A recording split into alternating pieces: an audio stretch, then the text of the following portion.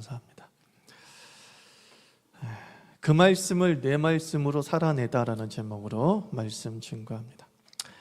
세례 요한은 예수님과 함께 항상 이야기되는 인물이죠. 예수님보다 먼저 6개월 태어난 동갑내기 친척이었고 또 예수님만큼이나 강력한 역사를 일으켰던 사역자였으며 요즘 말로 인싸 그 자체였습니다. 예수님께서도 세례자 요한에 대해서 예수가 난 사람 중에 세례 요한보다 큰 자가 없다라고 하실 정도로 세례자 요한의 됨됨이와 신실함을 높이 평가하셨어요.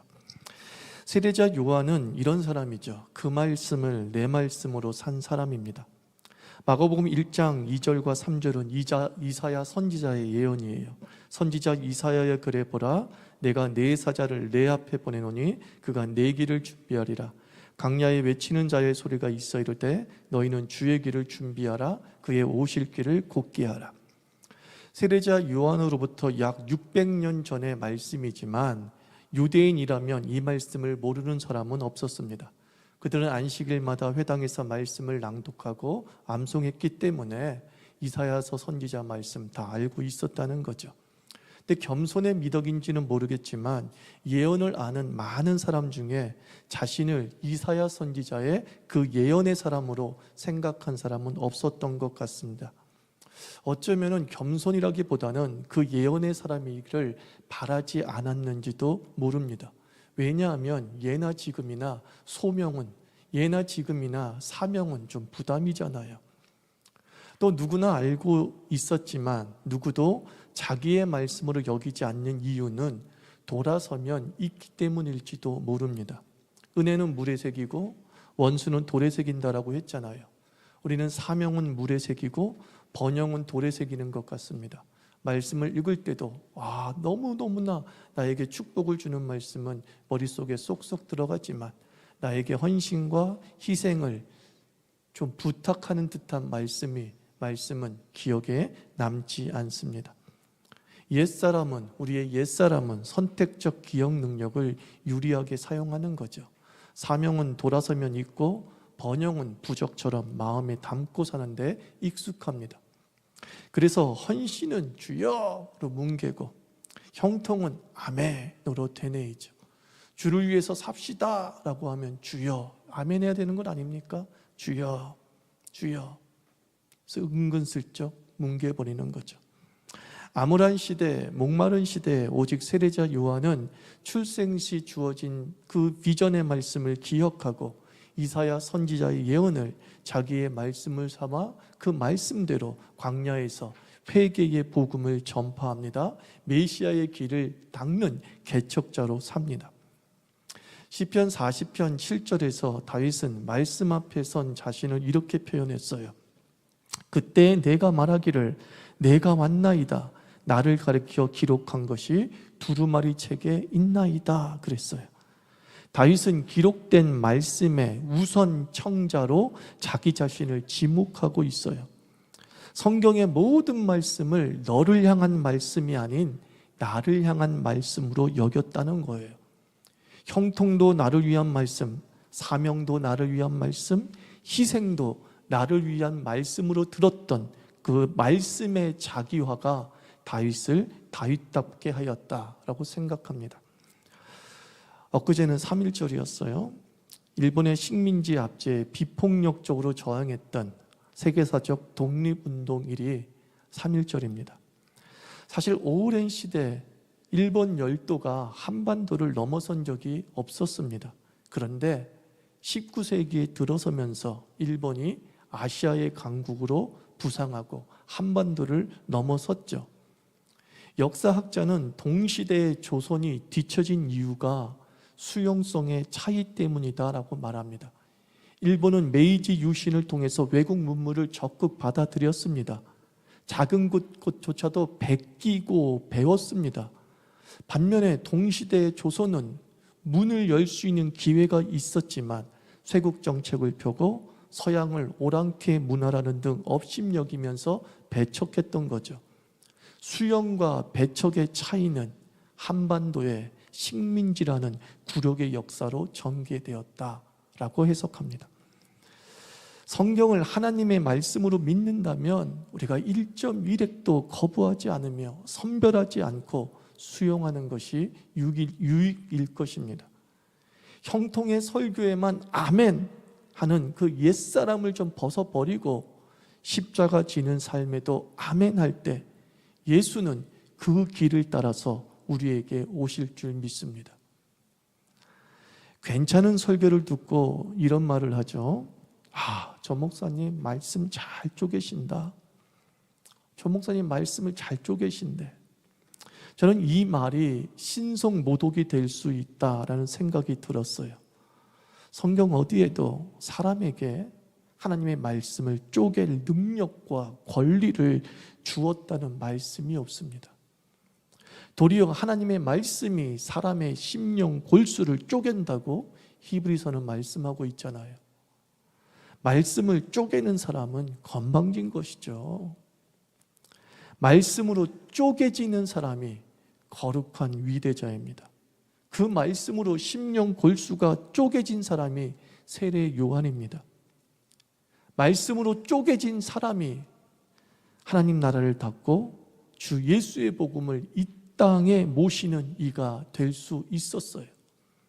하나님은 오늘도 말씀하시고 그리고 그 말씀이 자신을 쪼개는 역사를 체험한 변화된 사람을 부르시는 겁니다. 우리는 말씀을 쪼개는 사람이 아닙니다. 말씀으로 쪼개지는 사람입니다. 우리가 그 말씀으로 쪼개질 때에 우리는 세례 요한처럼 예수의 길을 닦는 자가 될 수 있음을 성경은 증언하고 있는 거죠. 이사야 선지자는 광야에 외치는 소리라고 했습니다. 그래서 세례자 요한은 말씀대로 광야에서 사역합니다. 당시나 지금이나 광야는요 사역지로 적합하지 않은 곳입니다. 도시 사람이 뭐하러 광야로 오겠어요? 하지만 말씀이 광야로 나가라 하기에 요한은 대도시와 종교의 중심지 예루살렘을 떠나서 사람 하나 없는 광야에서 사역을 시작합니다. 사역뿐만 아니라 메뚜기와 석청을 먹으며 생활까지 합니다. 사역지이면서 거주지이면서 생활지였던 거예요. 그런데 놀라운 일이 벌어집니다. 마가복음 1장 5절 온 유대 지방과 예루살렘 사람이 다 나아가 허벌판에 사람이 몰려왔다 기록합니다. 성경학자들은 세례 요한의 추정자가 최대 30만은 되었을 것이다 라고 합니다. 지금 인구비로 따지면 1000만은 좋게 되는 팬덤이 광야에 형성된 겁니다. 설명할 수 없는 현상이죠. 어떻게 1000만이 허벌판에 몰려들 수 있느냐? 우리는 그 말이 안 되는 일이 벌어질 때 기적이라고 합니다. 설명할 수 없는 일이 벌어질 때 기적이라고 합니다. 기적은 이렇게 말씀대로 사는 이에게는 일상이 되는 줄 믿습니다. 교회 개척 초창기에 교인에게 교회 근처로 이사 오라는 설교를 했었어요. 근데 두 자매가 아멘, 말씀에 아멘 하면서 이사를 결행했어요. 사실 그곳에 집값이 만만치 않았어요. 그래서 젊은이에게는 여간 부담되는 일이 아니었어요. 근데 그 두 자매가 시도했어요. 이사했어요.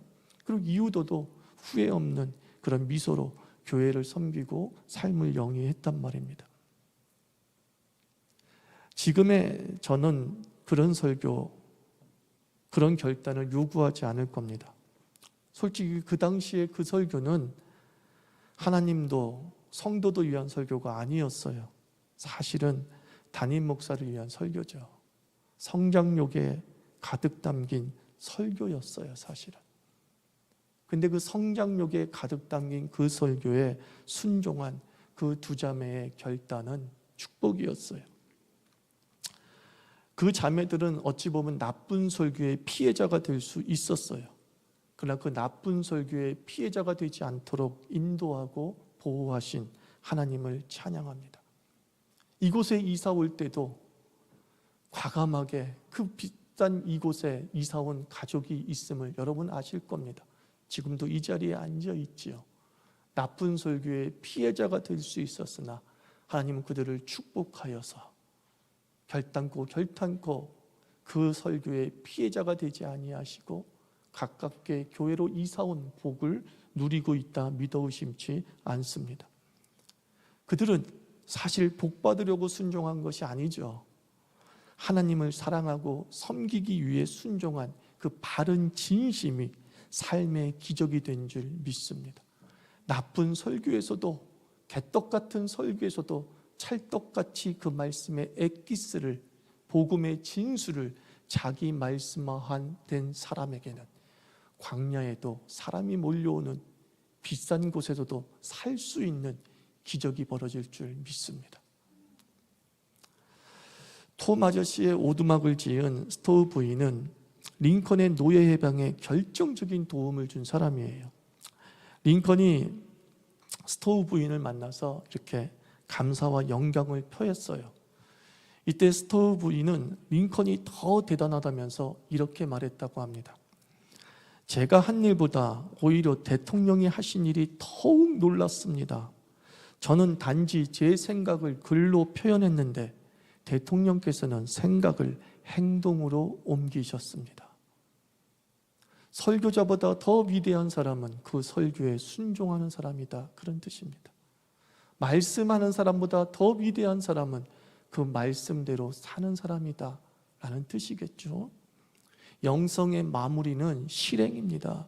말씀을 받고 말씀대로 사는 이는 광야의 길이 나고 사막에 강이 흐르는 기적의 통로가 됩니다. 세례자 요한은 더 좋은 환경보다 더 깊은 영성에 집중한 사람이죠. 마가복음 1장 6절은 요한의 행색을 이렇게 묘사합니다. 요한은 약대 토로를 입고 허리에 가죽띠를 띠고 메뚜기와 석청을 먹더라. 여러분, 세례자 요한이 어떤 사람인 줄 아십니까?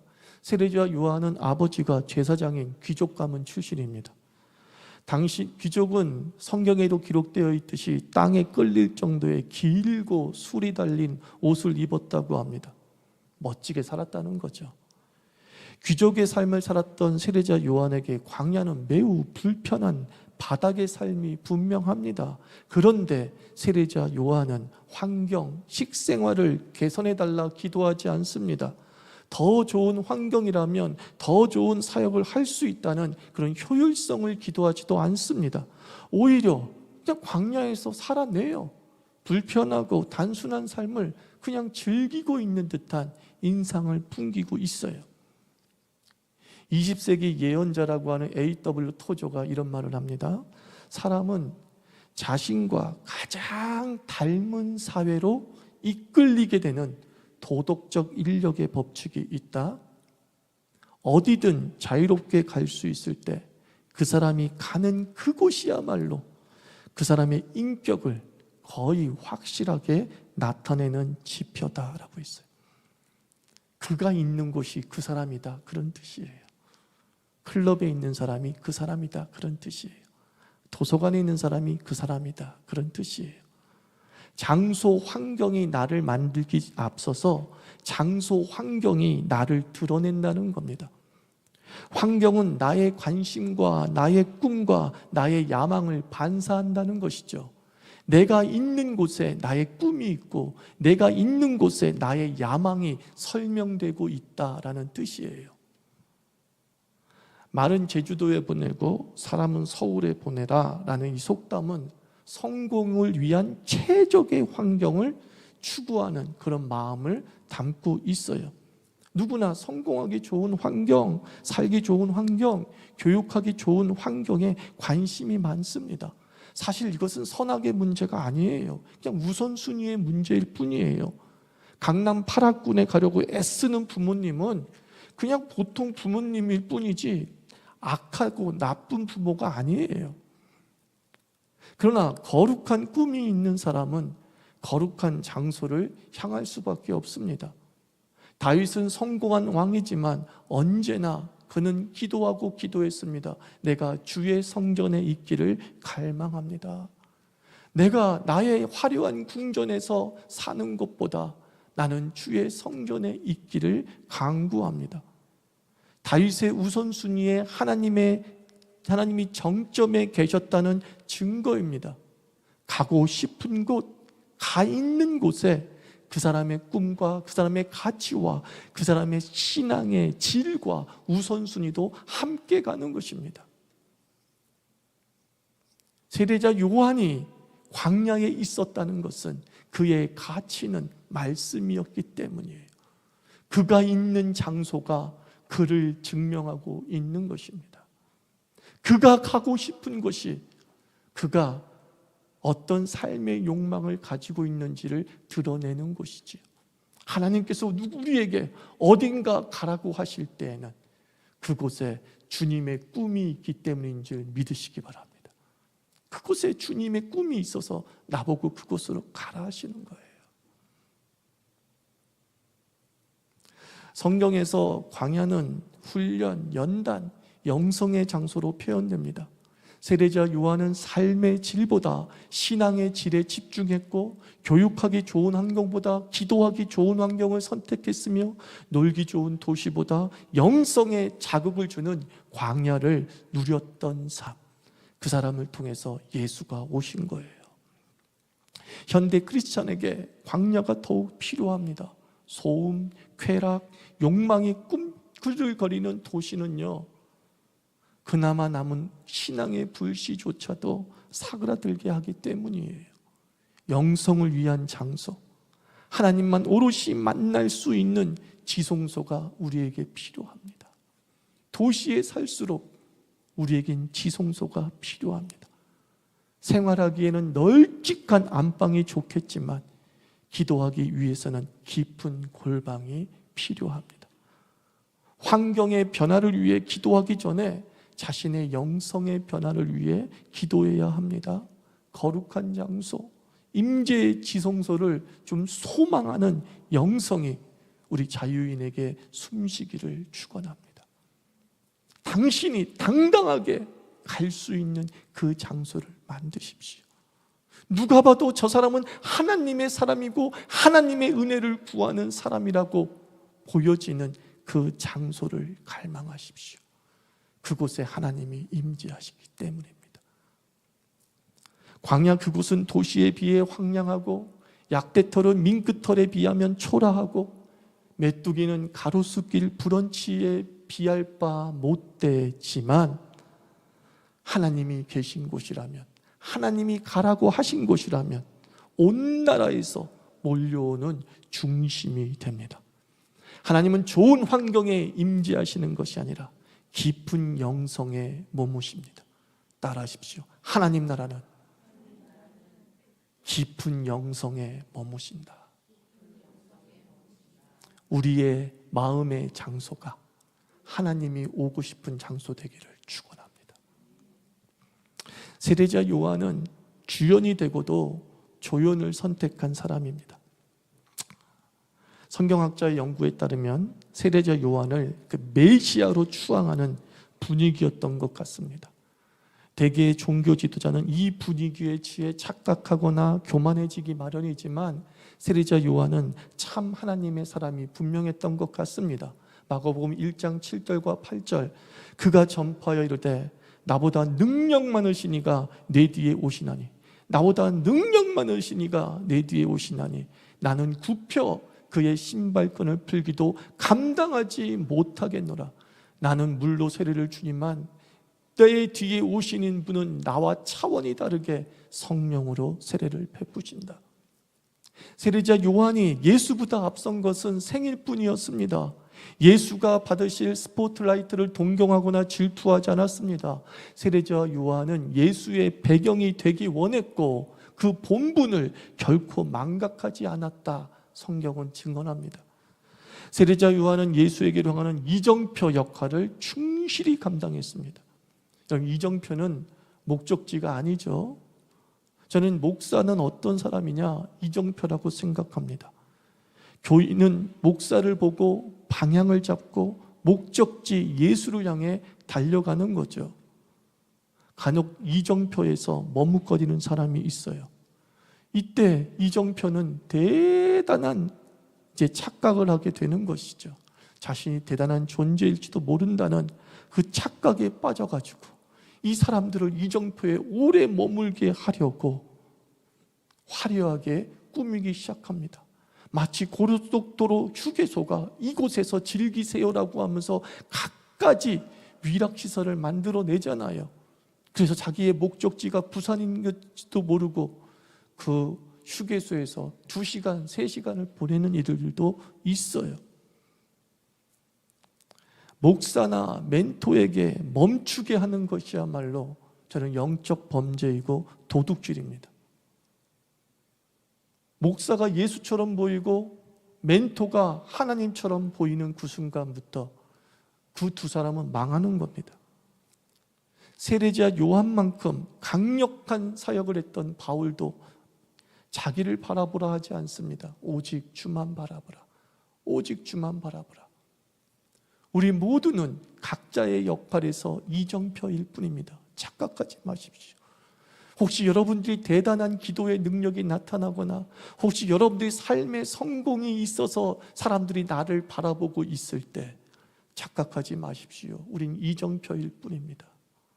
나를 통해 예수로 향하게 만들어야 되지, 나의 간증에 귀 기울이게 만들고 나의 성공담에 귀 기울이게 만들고 그래서 나의 말이면 뻑가게 만드는 일을 혹하고 있다고 한다면 그 마귀짓하는 겁니다.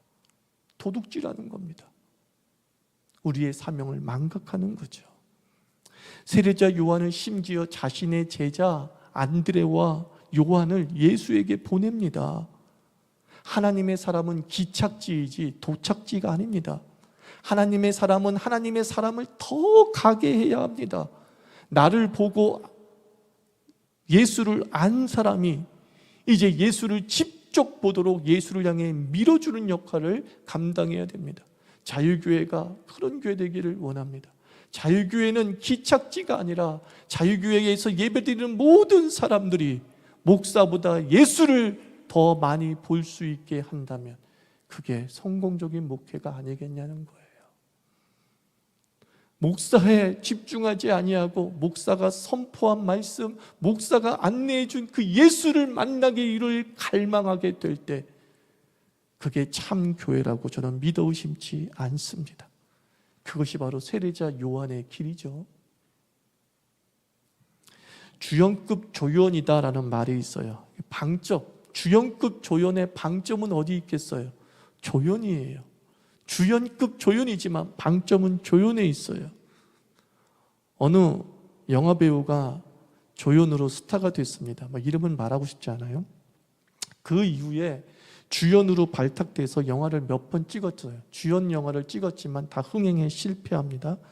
그 전처럼 그 영화배우를 스크린에서 찾아보기 힘들었어요. 비슷한 시기에 또 다른 스타급 조연 배우는요, 주연이 들어왔음에도 불구하고 극구 사양을 해요.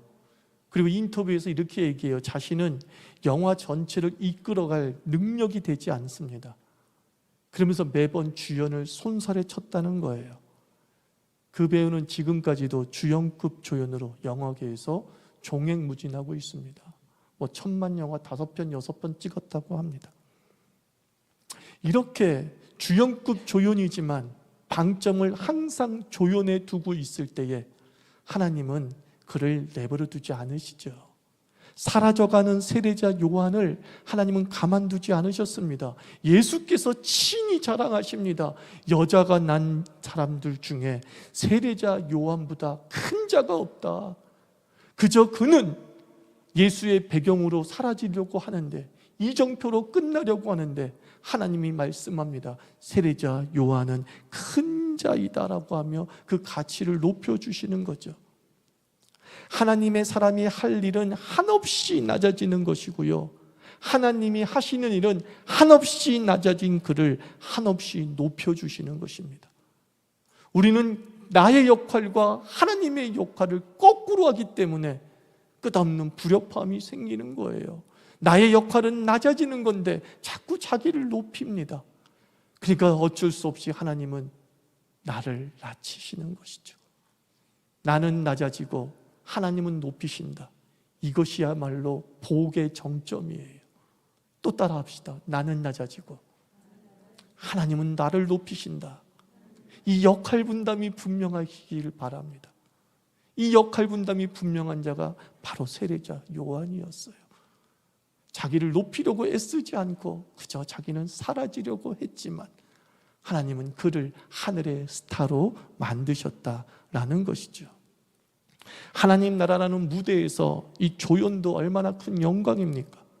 우리의 주연은 예수님이시니까 예수가 빛나면 하나님 나라라는 영화는 대흥행을 하고 덩달아 우리의 이름도 스타반열에 오르게 되는 당연한 이치. 우리는 이 이치를 때로 망각하며 살 때가 많이 있는 거죠.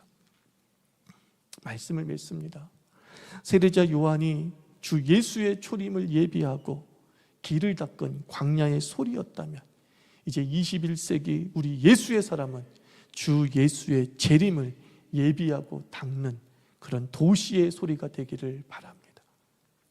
성경의 말씀을 내 말씀으로 받아서 깊은 영성에 도달하여 예수님을 세상에 소개하는 바로 그 사람 되기를 주의 이름으로 부탁합니다. 같이 기도합시다.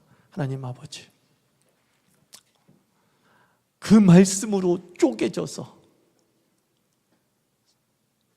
거룩한 성전을 향하는 영성으로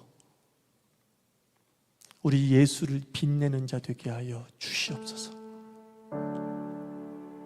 주연급 조연이 되는 삶을 살게 하여 주시옵소서. 함께 기도하겠습니다.